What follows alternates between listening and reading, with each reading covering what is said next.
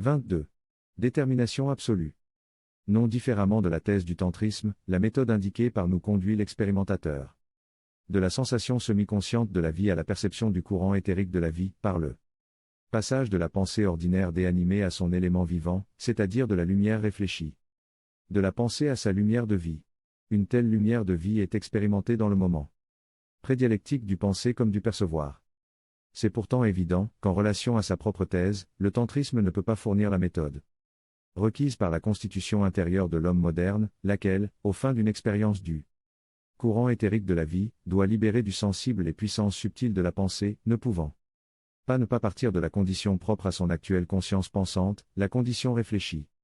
L'homme de ce temps-ci nécessite donc fondamentalement une technique de libération de la conscience réfléchie, parce qu'au niveau de celle-ci il subit l'abus de pouvoir de la vie instinctive. C'est pourquoi il a besoin d'une technique de la libération de la lumière au moyen de la pensée réflexive, dont il part, à savoir donc d'une ascèse de la pensée qui retrouve la vie prédialectique. Grâce à la résolution de la condition réflexive, c'est-à-dire en remontant du reflet à la lumière. Le courant de la vie n'est normalement pas possédé par l'homme, il flue comme une force formatrice de son corps physique, mais l'homme n'a pas de relation consciente avec lui, comme on l'a vu, il affleure, non conscient, dans le moment originaire de la pensée et de la perception. Ce courant de vie, comme corps éthérique formateur, édifie la corporéité physique, mais dans la partie supérieure, en émergeant indépendamment de la fonction organisatrice, il devient véhicule de l'esprit, en constituant l'élément originaire du percevoir et du penser. Dans le penser qui s'abstrait de la vie fluente, l'homme est libre, il devient conscient au sein du reflet mental spirituel, privé de mouvement vital, à savoir, dans le reflet de la lumière, lequel, par conséquent, grâce à l'élément volontaire, lui est inné de toute manière et transcende le corps vital. Même dans la pensée réfléchie, l'homme perd le courant vital par conséquent la lumière originaire. Mais c'est justement par cela qu'il est immergé dans le domaine de la liberté, lequel lui permet, au cas où il en acquiert une conscience, de reparcourir volontairement le reflet, jusqu'à retrouver l'élément de vie, dans lequel resplendit de nouveau la lumière. Une telle retrouvaille est possible aux pensées, à condition de dépasser la limite de la réflexivité qui, malgré sa liberté, l'assujettit à la nature psychophysiologique. La liberté abstraite finit toujours par être la liberté des instincts en lui, le contraire de son être libre réel, lequel, comme on l'a vu, est l'impulsion prédialectique de la conscience, impulsion de chaleur originelle de la lumière. Un semblable état contradictoire postule la réunion de la pensée avec sa propre source de vie, et renvoie pour cette raison à la technique de la concentration. La pensée doit se recueillir en soi pour renucléer sa propre énergie, laquelle lui est interne, non réfléchie, non consciente. Elle peut réaliser cela au moyen de sa propre focalisation dans une idée. L'idée a toujours en soi sa propre force énergie centrale, mais potentielle, parce que normalement elle se révèle abstraite, au moyen de la concentration, elle peut être voulue à partir de son centre et saturée de la vie à partir de laquelle, en réalité, elle naît et dont elle est normalement privée. Si l'on est conscient du processus réel de la dualité, on peut comprendre le sens d'une telle opération, qui est réunion des forces subtiles de l'âme avec le je, réunion qui signifie dépassement de la dualité. Un tel dépassement en vérité ne se donne pas gratuitement. Son non-don est la source du mal humain et de la douleur corrélative. La réunion et restitution de l'essence qui, depuis les origines, avait été ôtée à la pensée, c'est pourquoi la pensée pensait nécessairement l'essence comme une entité métaphysique, ou suprahumaine, elle ne pouvait pas la réaliser comme vie immanente. C'est le mouvement volontaire de l'être libre ou de l'être non animal de l'âme, qui se défait de l'état réfléchi avec lequel normalement il est identifié. L'acte libre suscite une médiation supérieure, non consciente, qui réunit son produit transcendant avec le courant du corps de vie, à savoir, avec le courant suprasensible au moyen duquel le principe du je opère méconnu dans l'âme, comme une lumière de feu, vainqueur des processus de la matérialité. La force qui donne au je le pouvoir de se réunir avec le corps de vie, est le logo, qui lui est intime, comme son principe même, une telle force restituant l'essence, agit dans le moment de la liberté, quand la pensée s'éveille de l'hallucination de la réflexivité. Ce moment de la liberté est en effet le moment de la volonté, la lumière de feu du logo s'allume, non vu. L'art initiatique c'est de la voir. La pensée dialectique peut être portée par la possibilité à la réalité de la liberté, grâce à la détermination volontaire qui lui rend conscient son automouvement. Une pensée dialectique quelconque, ou réfléchie, peut être pensée intensément, jusqu'à ce qu'elle s'ouvre à sa propre charge de volonté. Dans une telle volonté c'est l'élément de vie qui la fait renaître de son état Réfléchis. Dans l'acte de la concentration, liberté et volonté coïncident, l'idée, en retrouvant l'essence, devient idée-force, capable de dépasser n'importe quelle pensée étrangère à la réalité de l'âme, et cependant d'opérer indépendante de la psyché, comme germe nouveau du destin. Au niveau de la dégradation propre à l'état reflet, la pensée est inévitablement manœuvrée par les puissances faisant obstacle, auquel l'être humain ne peut se soustraire, au cas où il ne libère pas la pensée de la réflexivité. L'élément reflet de la liberté, qui parvient à accéder à son propre mouvement non réfléchi, effectue en réalité sa propre résurrection d'un état de mort. La pensée peut vouloir son reflet propre jusqu'à le percevoir comme mouvement et, en suivant le mouvement, puiser à la source de la synthèse intuitive, surmontant la dualité, là où l'humain n'est pas séparé du suprahumain, là où le Verbe s'incarne. Grâce à un tel acte volontaire, l'idée renaît comme idée-force. Elle reconquiert l'essence, de laquelle les déités originaires l'avaient privée, en la retenant pour elle, pour dominer l'homme. En effet, l'ascète qui effectue l'individualité libre, retrouve l'essence qui ne sut rien du logos étant fait homme, et toutefois, en renouvelant au plus profond de l'âme la pérennité de la tradition, eut l'intuition des nouveaux mystères, et identifia cependant le vouloir fluent de l'essence, qui est la perception de la relation pure, ou l'idée force, et opéra ainsi. De manière ascétique, dans une telle acception, celui-là parviendrait inévitablement à découvrir en soit la lumière précieuse du principe, fluent dans la détermination de la pensée, pour se réaliser dans la physicité. Il pourrait aussi lui donner un autre nom, jusqu'à un degré auquel la reconnaissance du logo fait homme fut inévitable pour lui, mais lui, à cause de sa fonction spécifique, dut entre temps provisoirement recourir à l'expression d'une tradition particulière. Ce principe produit la force de la réunion, parce qu'il restitue l'essence à la pensée. Mais seulement. Pour autant qu'elle se libère, la pensée peut l'accueillir, le je peut s'articuler dans le courant vivant de la pensée. Le je réalise d'autant plus cette force, qu'il est d'autant plus lui-même dans l'âme. Indépendant de l'âme, il manifeste alors son pouvoir de réintégration des instincts et des passions. Comme pure puissance de l'âme. L'homme peut pénétrer le mystère de son propre corps de vie, parce que celui-ci est une expression de la force formatrice cosmique, au moyen de l'afflux de laquelle le logo est présent sur la terre. L'action du je sur le corps de vie est possible au disciple, indirectement, alors qu'il effectue dans la pensée l'essence, le logo, qui le libère du dialectisme. Le je peut enfin opérer dans l'âme comme centre d'action du logo sur la terre, il devient vainqueur et transmutateur du mal humain. Le sens ultime des techniques de la concentration, c'est l'ouverture de l'âme à la puissance de son propre principe, événement réalisable seulement par l'animation du courant central du corps subtil, ou éthérique, sur lequel, comme on l'a vu, la conscience devient la prise directe par la pensée. La pensée, dominée et intériorisée, réalise son propre mouvement éthérique et aussi la connexion avec le courant éthérique central qui accueille en soi le pouvoir de vie du logo. Dans toute pensée qui pense, affleure la possibilité du logo. Cette possibilité est cependant contredite par la pensée qui déchoit dans la réflexivité, et voit aussi le monde privé de logo comme nature objective, avec laquelle la relation est la mesurabilité, la convoitise, la discursivité. La nature emprisonnée dans la forme matérielle n'est pas libérée par l'être humain qui se remet d'une manière mystique, à son apparaître matériel, en excluant le logo, pour édifier sa science transitoire propre, sa culture transitoire propre. L'homme fondé sur la conscience réfléchit, en tirant substantiellement le sens de soi du corps astral. Plutôt que du je, ne vit pas dans un état de veille réel, sa tâche c'est de réaliser comme je son état de veille, à savoir le niveau qu'il obtient effectivement grâce à la perception sensorielle. On a pu voir comment le premier degré de l'élévation de la vie intérieure, par les disciplines, soit la conquête de la conscience du processus perceptif, normalement non conscient. La non-conscience de la condition réflexive est en substance un état de sommeil de la conscience. L'être humain produit en lui l'énergie libératrice, mais il la destitue dans l'aptitude réflexive de la liberté qui, privée de circuit intérieur, tente de manière absurde de se déployer sur le plan physique.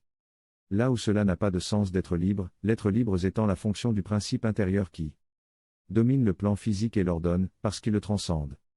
L'absurde liberté de l'ego sur le plan sensible engendre son éthique, ses lois, ses luttes, son infraction des lois, les tensions de sa convoitise déchaînée et son inassouvissement illimité. Le logo n'est pas seulement dénaturé, mais on s'oppose aussi à lui. Il y a une partie de l'humanité qui, dans cette acception, risque de perdre la possibilité embryonnaire de régénération selon le logo, elle risque de perdre le niveau humain qui est déjà un niveau déchu. L'humain engendre le sous-humain, si le sens de l'humain n'est pas régénéré par le logo. Le karma qui pèse Aujourd'hui sur l'individu et sur la collectivité, dépend de l'usage inférieur, s'il n'est pas corrompu. De la pensée au moyen duquel l'homme est libre de soumettre à la convoitise des forces en soi. Divine et spirituelle. Le contenu réel de l'humain n'est pas la nature, mais la supranature, le logo. La possibilité d'une telle reconnaissance est présente au plan éthérique dans toute pensée qui pense. Cette pensée devrait s'adresser à la nature seulement pour produire le contenu dont celle-ci manque et à cause de ce manque, apparaît comme pure nature physique. C'est le contenu qui lui est profond en étant simultanément intime et originaire à la pensée, comme supranature, comme logo.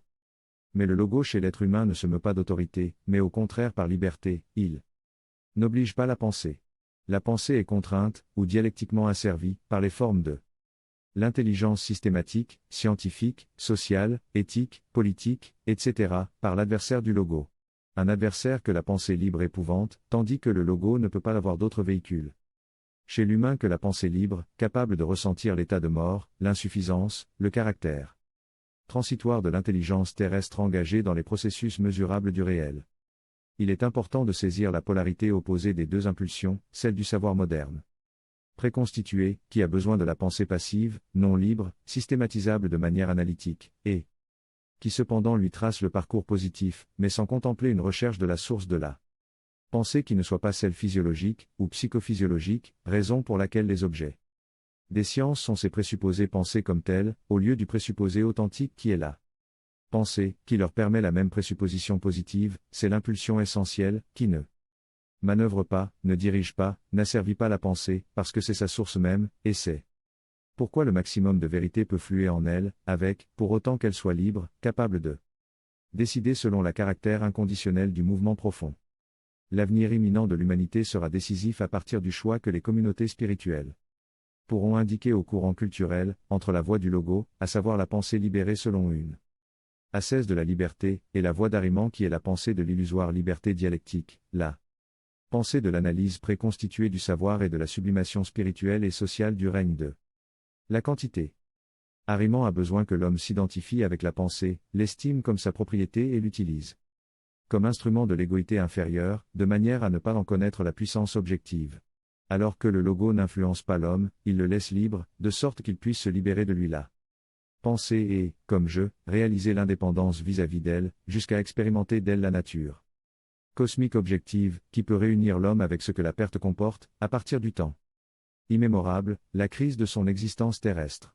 Dans cette existence, il a la tâche de répandre le contenu cosmique rené de la pensée, l'essence. Certains ascètes du temps présent affirment que cette époque est celle dans laquelle l'être humain doit se nourrir de nouveau du fruit de l'arbre de la connaissance, pour reconquérir l'Éden. On ne peut pas ne pas être d'accord avec cela, mais c'est la conscience de veille lucide, conquise au travers de l'expérience du sensible, qui peut constituer un tel aliment. Ce serait une grave erreur de régresser vers des états de conscience qui précédèrent celui actuel. La possibilité de la nouvelle connaissance est privée de sens, si l'on ne sait pas qu'à présent, l'opération est l'entreprise du jeu et non pas, encore une fois, celle du corps astral substituant le jeu. C'est pourquoi le vrai art initiatique, c'est de connaître comment le jeu surgit dans l'âme et de quelle lumière de vie il est porteur. La tâche de reconquérir les anciens états de conscience ne consiste pas à régresser vers eux, ce qui est les perdre définitivement, mais de progresser, par la possession de l'état de veille lucide éveillé. Par l'expérience moderne de l'autoconscience. Chez l'expérimentateur réellement moderne, le processus intérieur de l'autoconscience, ressuscité au moyen de la détermination de la pensée dans le domaine mathématico-physique, peut s'élever à un processus transcendant, grâce au passage dynamique médiatisé par la logique de l'élément libre de la pensée. À ce processus correspond l'archétype cosmique, le logo, qui a déjà opéré l'union de l'humain avec le supra-humain. L'homme volontaire, édificateur libre de sa propre conscience, peut lui-même se démontrer la réalité du logo d'une manière non dialectique, sa transcendance dans l'immanence, le pouvoir absolu du fondement, qui ne peut pas ne pas être intime au jeu. Le jeu a en soi toute la force, il doit seulement être lui-même, pour réaliser, selon elle, la communion avec le monde. Certes, il s'agit d'un expérimentateur capable de s'ouvrir à l'illimité, à l'inattendu, mais c'est le vrai expérimenté, le vrai renouvelé, ou révolutionné. Une révolution qui ne soit pas un processus de connaissance, ne peut pas ne pas être exagération rhétorique, déchaînement de l'homme non libre. Découvrir, inventer, deviner par intuition, ce sont toujours des activités dépassant les limites de ce qui est connu. Le nouveau, l'inconnu qui a le pouvoir de rénovation, au-delà du mental. Ordinaire, au-delà de la limite humaine, à savoir au-delà de la limite humano-animale, ou dialectique, c'est le logo.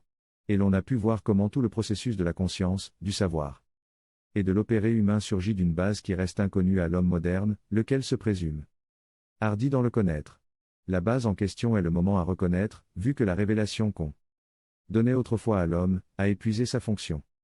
Mais la voie du logo c'est la voie de la liberté, elle n'exerce pas d'autorité sur l'homme, elle ne suggère pas, n'impose pas mais fait appel à sa décision pure.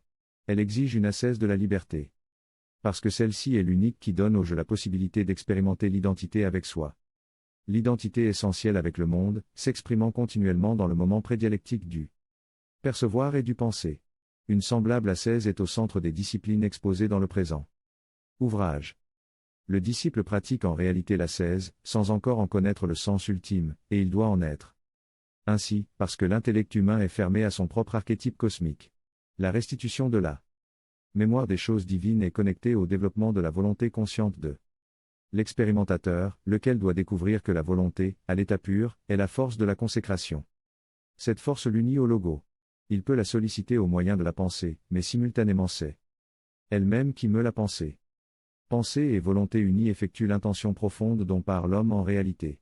La voie de la connaissance peut donner à l'expérimentateur du percevoir combien cette intention, malgré la prétendue vocation spirituelle, est faible. Le caractère absolu de l'intention est une conquête qui passe par l'autoconnaissance. Sans réveil de la mémoire de l'esprit, il n'y a pas de discipline qui puisse unir l'homme au supra-humain, désenchanter la dualité et conduire le disciple au seuil des nouveaux mystères. Le disciple qui cultive l'intention profonde, peut connaître le moment magique, d'une lucidité absolue, moment révélateur de toute la force à venir. Pendant des instants, il peut réaliser, comme force de la pure décision, la mémoire des choses divines. C'est un mouvement du jeu qui n'accomplit pas encore le sens final de l'ascèse, mais en devine par intuition le contenu de transmutation ultime, un acte qui traverse toute la vie, en parvenant jusqu'au physique, avec la puissance d'un instinct irrésistible, partant du pur jeu. Cette impulsion-ci du jeu se déclenche instantanée, du spirituel à la corporéité, même sans que les disciplines en effrayaient le passage. C'est un mouvement de souvenir du jeu, qui se fraye tout seul. Un passage, mais seulement instantanément, la continuité lui étant encore impossible. Au moyen de la concentration, la continuité peut être initiée par l'âme, qui saisit le sens de l'ascèse indiqué par ce moment transcendant, moment en réalité donné depuis le monde spirituel. C'est le moment d'une décision du jeu, dont il faut percevoir l'énergie unifiante du métaphysique au physique, pour le rappeler et en faire l'intention profonde. Ce déclenchement du jeu, en fait, s'évanouira, quoique pour se représenter à d'autres moments décisifs, comme lumière originaire, autoritaire, indicatrice de l'intention oubliée. Eu égard à une telle possibilité, ce qui fait défaut c'est le pouvoir du souvenir, la cohérence et la fidélité. Ce moment du jeu, qui peut se laisser percevoir après une tension extrême de la volonté ou de la souffrance, exige de devenir détermination absolue, il tend à disparaître après l'avoir irradié. Sa lumière instantanée, il ne peut pas perdurer, parce que l'actuelle constitution de l'être humain n'est pas préparée à en soutenir la puissance. Il signale une tâche, mais ne peut pas subsister comme impulsion, son instantanéité peut devenir continuité seulement dans l'engagement ascétique. Le contenu qualitatif de l'ascèse, la concentration juste, la méditation juste, doivent être présence de cette direction-là, l'ascèse qui lui correspond, n'est pas une ascèse conditionnée par la nature. L'intention profonde doit quotidiennement se construire comme intuition renouvelée de la direction du jeu qui a resplendi. Cette intention, au cas où elle perdure, est la mesure de la mémoire retrouvée des choses divines, et de l'ascèse qui lui correspond vraiment, dans le temps actuel. Le monde sensible est le symbole de la requête de cette opération intérieure. En lui le spirituel et le réel coïncident. Sa présence recèle le mystère le plus autre de l'esprit, le sens de l'entreprise la plus élevée de l'univers. La perception sensorielle est le passage qui se fraye continuellement à l'homme vers une pareille entreprise. Tout ce par quoi l'homme souffre et jouit, se rend malade et meurt et c'est son manque de contenu intérieur de la perception, laquelle pénètre en lui sans que le je, ou l'âme consciente aille à sa rencontre. Ce qui va à sa rencontre, normalement, c'est l'âme de sensibilité ou d'affectivité, opposée à la connaissance et feignant la connaissance, au moyen de la dialectique, en étant en réalité mue de convoitise seulement, en conséquence, la contenu réel demeure inconnue, la dépendance de l'âme se renforçant à partir de la série des processus sensuels. plutôt que sensible. Ce qui est appelé le monde privé du logo est la série des perceptions quotidiennes, manquant du contenu intérieur, grâce auquel en réalité elles se forment. Ce contenu, comme pensée prédialectique, est toujours présent dans le percevoir, mais en étant ignoré. Il faut remonter le courant de la pensée dialectique, pour le retrouver et pouvoir le reconnaître comme pur contenu. C'est l'élément vivant de l'âme, qu'élimine normalement la conscience dialectique pour obtenir une conscience réfléchie, d'où la perception et le concept, privés de leur essence objective, qui alimente la dualité. La matière devient illusoirement une altérité réelle en soi, ainsi l'homme dialectique, dans l'expérience cognitive, croit se mouvoir de chose en chose, d'objet à objet, tandis qu'en réalité, il se meut de pensée à pensée, ou mieux, de concept à concept, il ignore le mouvement spirituel qu'il dégrade à chaque fois. Privé de l'élément vivant qui presse au seuil de la conscience, chaque fois qu'elle se perçoit et se pense, la même expérience du chercheur physique devient superstitieuse, foi mystique dans le fait sensible, réalisme fondé sur la réalité de la matière. Seule l'expérience du contenu suprasensible de la perception et de l'acte pensant peut fournir un moyen de comprendre tout ce qu'un dogmatisme obtus a préjugé de la science, l'expérience réelle du monde physique. L'expérience du contenu suprasensible de la perception et du concept n'est pas un événement initiatique requis à la science, mais une conquête qui appartient à la logique de la culture humaine. Une conquête dont le défaut rend la culture anti-humaine, en fomentant les mots nécessaires à toutes les gammes de la polémique politique. Ce n'est pas un événement initiatique, mais un processus universel de vérité, qui ne peut cependant pas avoir lieu si à l'arrière-plan n'opère pas les énergies initiatiques, les forces de la communauté initiatique réelle, et non pas de ses imitations d'Orient et d'Occident, manœuvrées par les adversaires du logo. Dans un tel sens, la responsabilité intérieure du chercheur aujourd'hui, c'est le choix de la voie.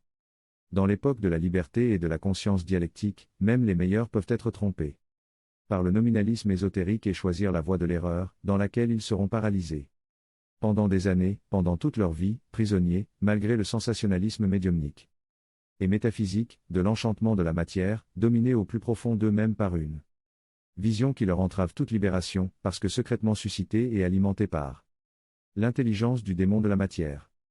Des communautés spirituelles existent aujourd'hui qui, en dépit de leurs présupposés métaphysiques et leur niveau incontestablement moral, sont reconnaissables à un œil expert comme manœuvrés occultement par le démon de la matière, qui leur gagne toutes les connaissances nécessaires à leur engagement spirituel, pourvu que celles-ci, tout en appelant au logo, méconnaissent l'actuelle présence du logo dans le devenir humain et l'ascèse de la liberté qu'il montre à l'être humain, afin que celui-ci puisse se retrouver lui-même à partir de l'essence. En réalité, l'ascèse de la liberté, dont les disciplines de la concentration ici exposées sont un instrument, mène l'homme à se retrouver soi-même à partir de l'essence et non pas à partir d'une image de soi métaphysique, produite par la pensée non libérée, selon une tromperie tragique qui a l'objectif d'empêcher l'homme de reprendre le cheminement interrompu de l'esprit. Pour qu'au contraire ce cheminement soit repris, le logo est présent sur la terre, l'art du chercheur s'aidant reconnaître les voies, les formes, l'ascèse, capable de réveiller dans la pensée libérée des liens sensibles et suprasensibles, l'impulsion suprahumaine, la source cosmique. Traduction, Daniel Kmissik.